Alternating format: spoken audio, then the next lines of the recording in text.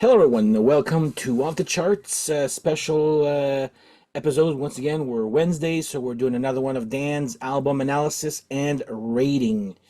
Today, we will be talking about Faster Pussycat, Wake Me When It's Over. So today's suggestion comes from at Palace of Madness.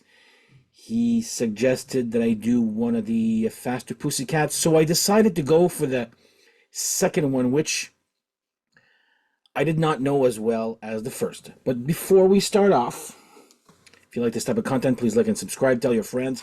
Hit the little like and little bell to be notified when I publish new content like this. And if you want to have one of your suggestions, like I said, Wednesday's episodes are all about you, the viewer. So I will take your requests, and I'm putting them all down. There's a lot now. So put your request in, but there might be like a 4-5 week wait, like if I do one episode a week there, because I got a few here. So and oh, before I start off, at Dave Brown 8252, I did jot down your suggestions. You'll just have to give me a little bit of time to familiarize myself with these albums, but I did get Vane, DAD I already had, Electric Angels I just got, and also Princess Pang. So just letting you know, I did not forget about you. I jotted down your suggestions. They're bought. But today's about Palace of Madness.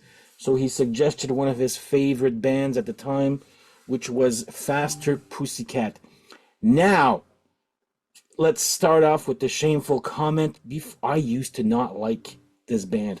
Sleaze rock, or I love hair metal, but sleaze hair metal, I wasn't hugely a fan of, like your LA Guns, your Faster Pussycats, but the first one is, I mean, I liked the videos when they came out on the Power Hour or whatnot there. The first one is, very sleaze rock, but this one, holy crap, was this ever original, and I did not expect to like this as much as I did after getting the first one. I had a greatest hits, and more on that greatest hits later. So I didn't really care for Faster Pussycat until 2004, and my friend Steph and my sister, if she's watching, will attest to this. We went to Toronto to go see Poison, Cinderella, Winger, and Faster Pussycat. I've never seen Faster Pussycat, and I remember they come out with these long black trench coats, like almost like Matrix, but Nazi Matrix, like, and they had these little red symbols, but it was just their a little skeleton there. And they start off with these boots were made for walking, and we're like looking at each other going, what the hell? And it was very industrial and slow. These boots are made for walking, like that's what I remember. I haven't heard the song there. And then they just take off all their Matrix leather trench coats, and then they do the Poison Ivy. I was like, okay, that was actually a pretty cool friggin' intro. So I did enjoy that show of Faster Pussycat, and I did buy their greatest hits. I'm like, okay, well, let's just buy greatest hits. For like the longest time, that's all I had. More on that greatest hits later, because there's something I need to talk about in the songs. So I have chosen Faster Pussycat, Wake Me When It's Over. Came out in 1989 on Elektra Records and produced by John Jansen. Now, on this album, you've got Tame. See, I don't know if it's Tamey or Tame Down. I say Tame Down. Lead vocals, Greg Steele, guitar, piano, and background vocals. Brent Muscat, guitar, percussion, backing vocal, and talk box on Little Dove. Eric Stacy, electric and fretless bass, and Mark Michaels, drums and percussion. So, yeah, this is a little bit different. There's like lots of, I'm going to say bells and whistles, but good bells and whistles. Like you'll have this woman, singing background just to accentuate Tame Down's vocals, saxophone at a few songs, harmonicas.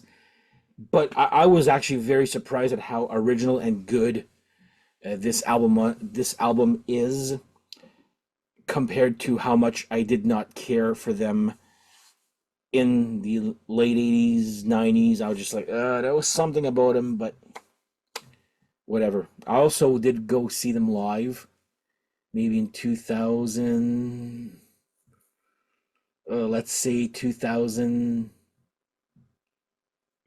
14-ish at the Obsession Lounge here, and they left their guitars like feedbacking, getting ready for the encore. They had just played the show. They left their guitars hanging.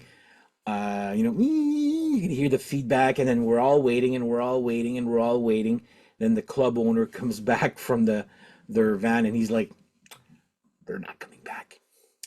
Yeah, apparently the singer was only going to come back for an encore if the bar gave him a bottle of Jack Daniels.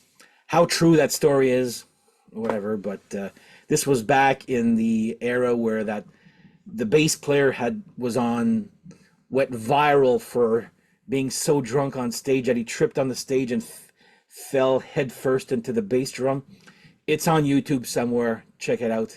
So that was the show before, or a week before, and then because the singer actually went and mentioned that little story, it goes, oh, and he's smoking in the bar when nobody's allowed to smoke, whatever. He's like, yeah, thank God for YouTube. Anyway, those are my little side stories of Faster Pussycat.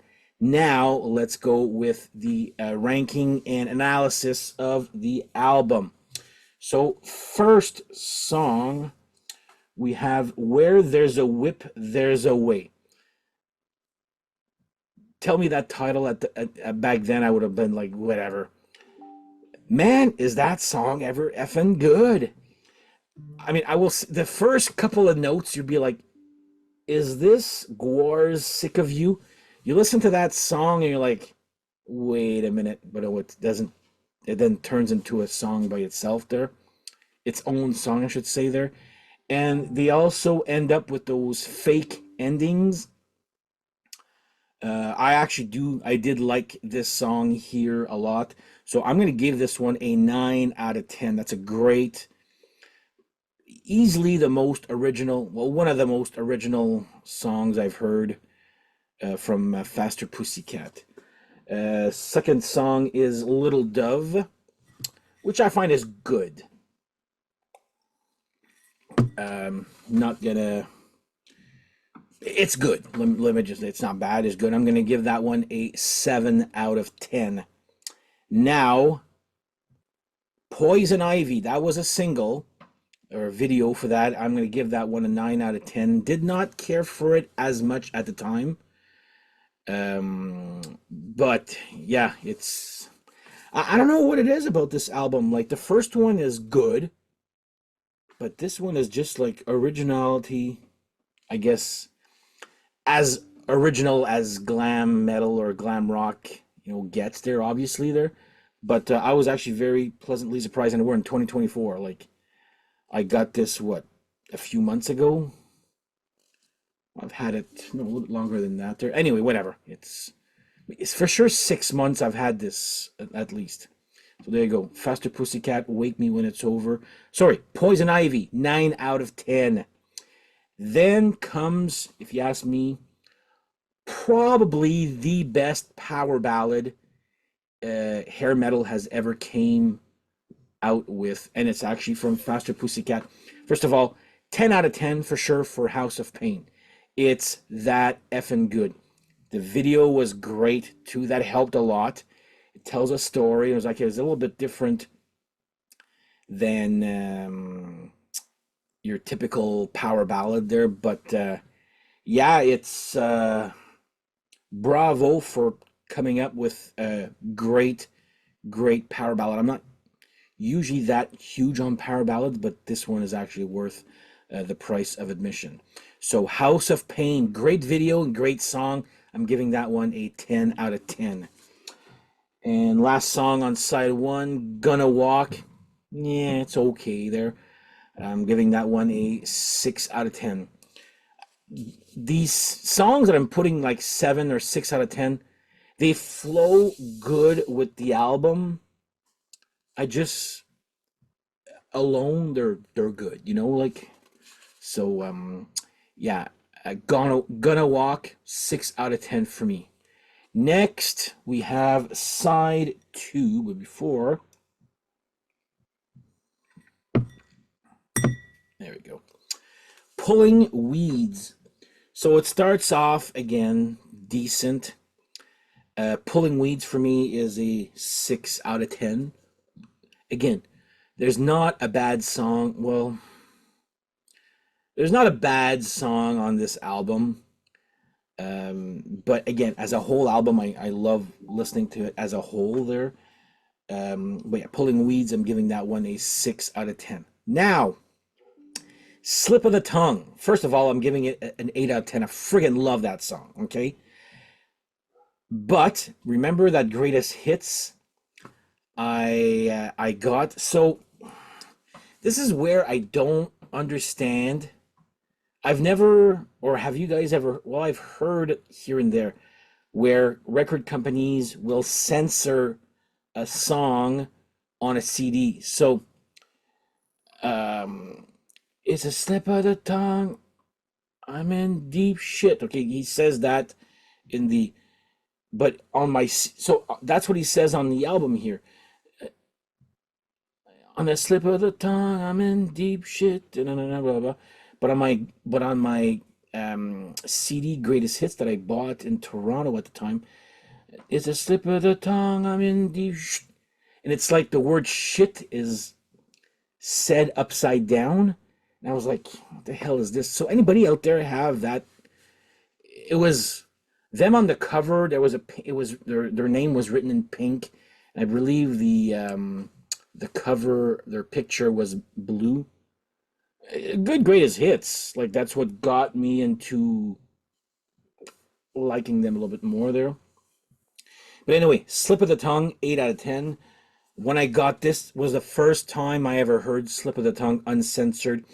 I thought it was purposely censored by the band, and I thought it was pretty dumb there, but I guess not, because it's uncensored on this, but censored on my CD. Next up, Crying Shame. Decent, again, putting that one a 6 out of 10. Tattoo, I'm gonna put that one also as 6 out of 10. It's good, but it's the one right after it. Ain't no way around it. I'm putting that one a 7 out of 10. That's got a pretty cool intro riff. Even though the chorus is okay, I just like how that song starts. And last song on the album, How to Not End an Album, if you ask me. Arizona, Indian Doll. It's like a blues, like typical blues, like that we all know there. 5 out of 10. It's not a bad song. It's just like, why bother, Like it doesn't make the album better or worse. It's just, I guess, very skippable if you're on the CD thing there, but whatever. Faster Pussycat, Wake Me When It's Over. Now, the total of this album is 7.2 out of 10.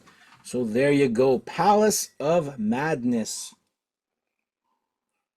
First of all, thank you for this suggestion, and I will honestly say this was doing this one was a breath of fresh air, because like some of these I'm familiar with, some of these I'm not as familiar, and I knew some songs, I was familiar with some songs, but as a whole album, I really, really enjoyed this album like a lot. More than I thought I ever would. The first album's good. So if I think the first album's good, this is actually a hair metal masterpiece, I guess, if you would say it there. I was just very like, wow, I thought this was actually a very good album here. So there you go, 7.2 out of 10. So if you want to be have one of your suggestions on this Wednesday's episodes, leave your comments in the or your suggestion in the comments below, and I shall get to it soon there. But yeah, I'm getting a lot right now, so they're all written down. So just be patient. I will get to you eventually if I have the album. If you're like what's his name there, Dave Brown? Yeah, Dave Brown. I actually went and bought three of his four suggestions. No, sorry, two of them I had, two of them I went and got. So there you go. Anyway, today's about Palace of Madness. So thank you for the suggestion of Faster Pussycat, and I chose Wake Me When It's Over, and here's the back cover here. Yeah, I I feel bad for not liking them at the time. Not that I just didn't care. Like, you're at a certain age, you're making a little bit of money, so you gotta tell yourself which albums you're gonna go and buy. And for me, Faster Pussycat was never um, a must-buy type of band. That was me at the time, but I've changed my tune. I've changed my song. If you're familiar with the first album, that's I just thought that up. Minorly clever. Um, but don't change that song. That was the first video I ever saw from them. It's good. I liked it, but again, not enough to buy. Anyway, I am rambling on right now. So once again, thank you guys for watching. Put your suggestions in the comments below, and I shall get to it eventually. So today was Faster Pussycat Day. Thank you guys, and we shall see you guys next episode. Take care. Bye-bye.